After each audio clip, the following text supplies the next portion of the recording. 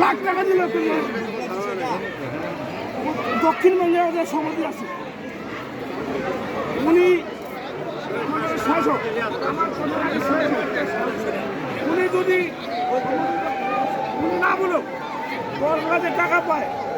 ওনাদেরকে যদি বলে এই টাকাটা যে পাবে তোমরা কী করবা সরকার দল বন্ধ করে একটা দল শান্তিতে মন্দিরে যাবে একটা দল আছে ওই চিন্তাটা করে উনি বলছে আমার বুদ্ধি বলে নাই আমাদের বুদ্ধি বলে নাই আপনাদের লোকে বলে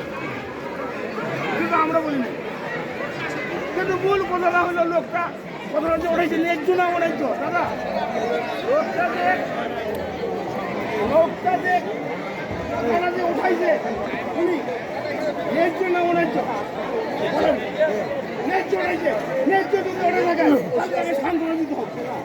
না কথা বললে হবে